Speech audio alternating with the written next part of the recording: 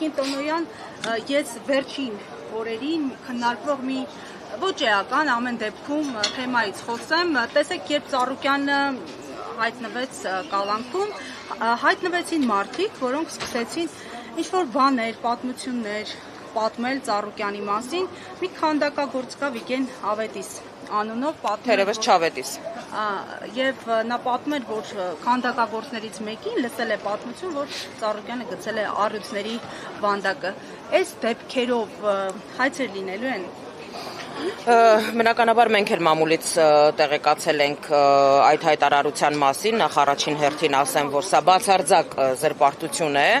եւ չի կարելի այսպես սուրճի բաժակ նայողի մակարդակով խոսակցություններ անել։ Մենք բոլորս էլ շատ լավ հասկանում ենք, որ իշխանությունների ենթակայության տակ գործող լրատվամիջոցները մաքսիմալ այս օրերին գեներացնում են այդ թեզը, փորձելով պարոն Ծառուկյանի անվան հեղինակության հետ կապված նմանատիպ հրապարակումներով հանդես գալ, չգիտեմ որտեղի պեղում են ինչ-որ բանախոսների, որոնցից կյանքի գնովել լինի, փորձում են ստանալ գեթ մեկ նախադասություն, որը վերաբերում է Գագիկ Ծառուկյանին եւ նրա հեղինակությանը, եւ հատկապես հենց այդ վերնագիրը դրվում է, հենց այդ նախադասությունը դրվում է 40 րոպեանոց հաղորդման վերնագիր, այն դեպքում, որ մնացած 38 րոպեն ընդհանրապես առնչություն չի ունենում Գագիկ Ծառուկյանի կամ նրա գործունեության հետ։ Մենք բոլորս այս տեխնոլոգիաների մասին շատ լավ գիտենք, վստահ եմ նաեւ լրատվական դաշտն այդ ամեն ինչին տիրապետում, իսկ ինչ վերաբերում է Վիգեն Ավետիսի այսպես մտածածին, հորինված, իր վառ ու բորբոքված երևակայության արդյունք հանդիսացող հայտարարություններին, կրկնում եմ, նախ առաջին հերթին դրանք որևէ աղերս չունեն իրականության հետ, մեկ, երկրորդ մեր փաստաբանական թիմը այո, զրպարտության, անհիմն այսպես զրպարտության մեղադրանքով հայցով դիմելու է դատարան, մենք նրան պատասխանատվության ենք ենթարկելու այդ հայտարարությունների համար,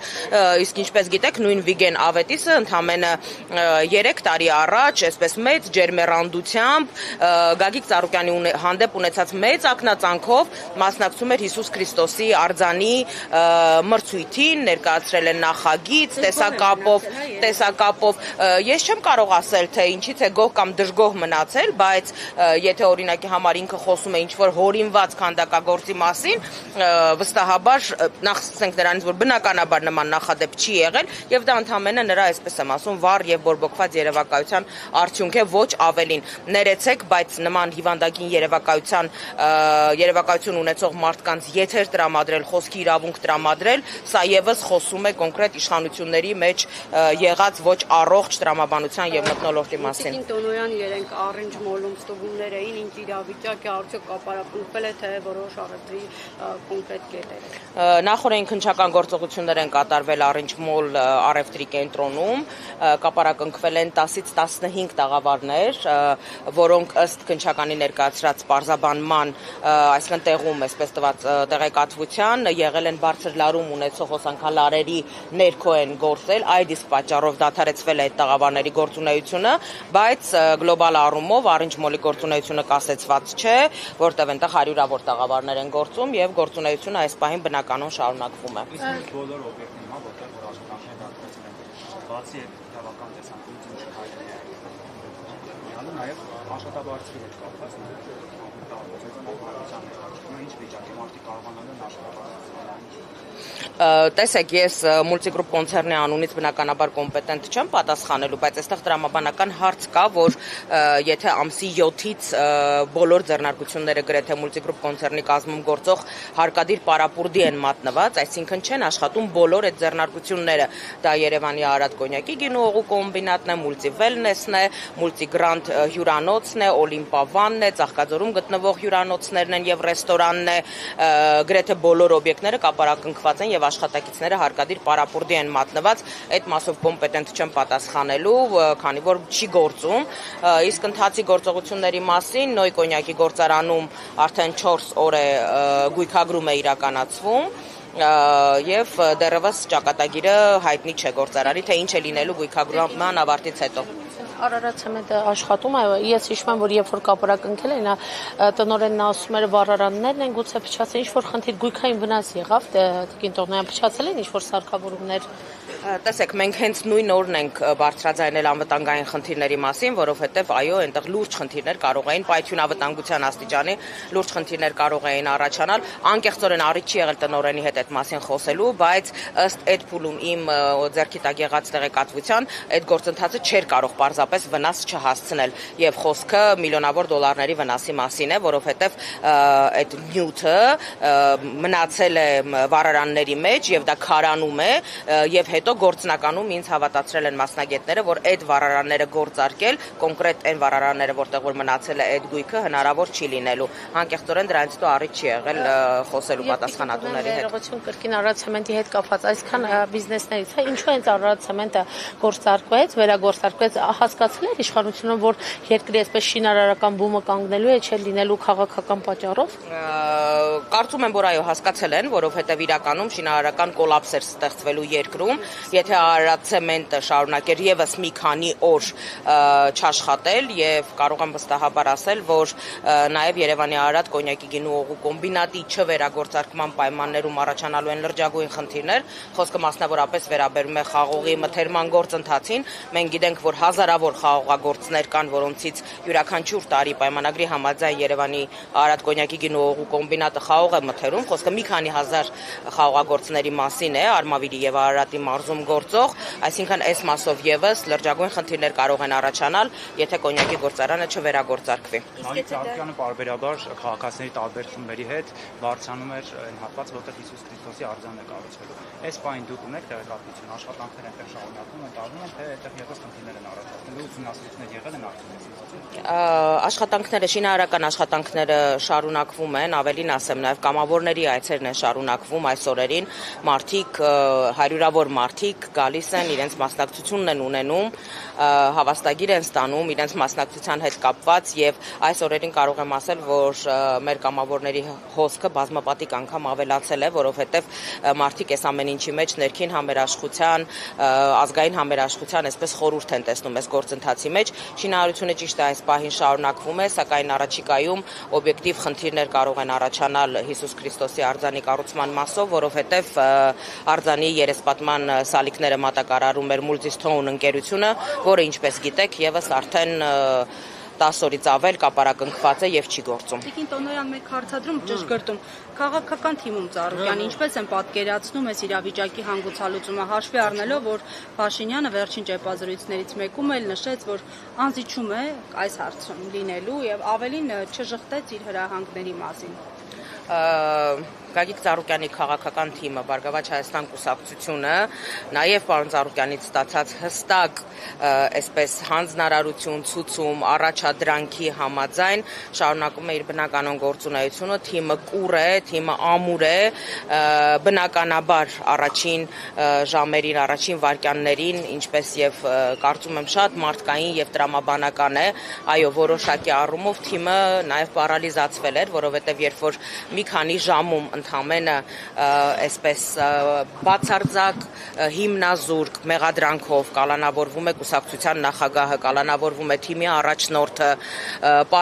պարալիզացվում են Multigroup կոնցեռնի կազմում գտնվող տասնյակ ընկերությունների այսպես գործունեությունը, հազարավոր մարդիկ մի վայրկյանում մնում են գործազուրկ, բնական է, որ այս ամեն ինչը կարող է այսպես որոշակի առումով սասանել, մարդկային առումով եմ ասում, այսպես ինքնակազմակերպվելու, ինքնադրսևորվելու մասով, բայց փառք Աստծո եւ բարեբախտաբար մեր թիմում, մեր թիմի շարքերում,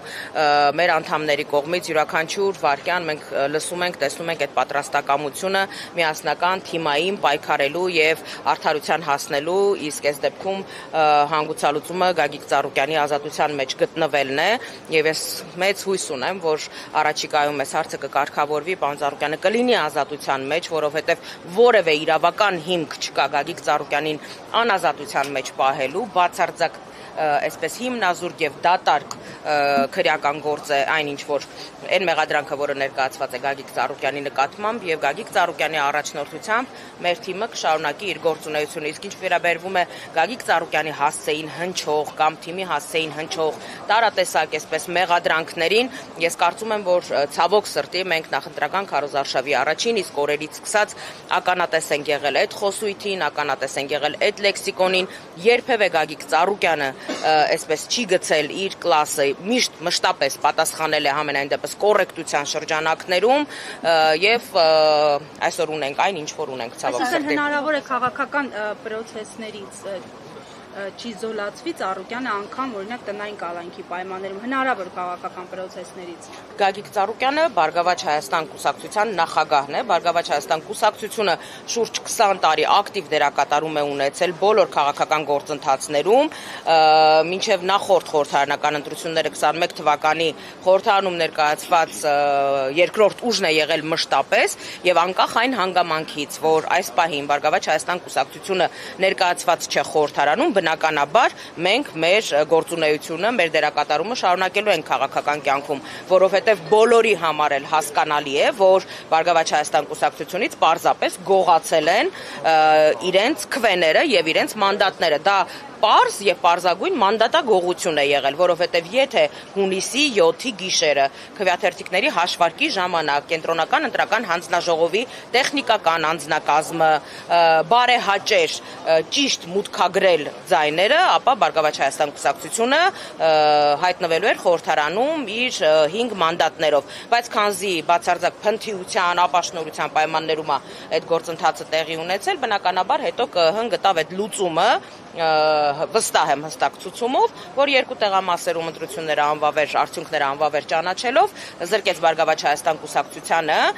խորհրդարանում հայտնվելու հնարավորությունից։ Մենք բոլորս հասկանում ենք, որ ԲՀԿ-ի խորհրդարանում չհայտնվելը միանգամայն փոխում է խորհրդարանի պատկերը եւ այս պատկերը շարունակվելու է առաջիկա տարիների ընթացքում, բայց դա չի նշանակում, որ խորհրդարանում չլինելը ստիպելու է մեզ չզբաղվել քաղաքականությամբ։ Կամ գնալ պոլիսային պայմանավորվածության։ Բնականաբար, այո։ Լայնամասշտաբ ակցիաներ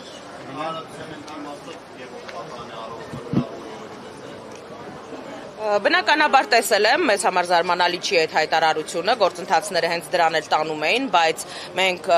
ապրում ենք այսպես ժողովրդավարության բաստեոն հռչակված, երկրում կան իրավական գործընթացներ, մեկ վայրկյանում կամ մուրճի մեկ հարվածով, այսպես հնարավոր չի գործընթացները կյանքի կոչել իրականացնել, փաստաբանների խումբը աշխատում է, ես պարզապես ուզում եմ հիշեցնել նույն հեղափոխության օրերին Նիկոլ Փաշինյանի այն հայտարարությունները, երբ որ տարբեր ձեռնարկությունների աշխատակիցների ինքը կոչ էր անում ակտիվորեն մասնակցել ցույցերին, միտինգներին, հեղափոխությանը եւ այլն, եւ հիմա առավել քան տարօրինակ է իշխանությունների ворթեգրած այս քաղաքականությունը, երբ հնարավոր եւ անհնարին բոլոր առիթներով կոնկրետ սպառնում են Multigroup կոնցեռնի կազմում գործող ընկերությունների աշխատակիցներին բարձրաձայնել իրենց բողոքի ձայնը, իրենց աշխատանքը պահպանելու կամ տիրող անարդարությունների կամ տեղի ունեցող անարդար գործընթացների հետ կապված։ Կարծում եմ, այստեղ արդեն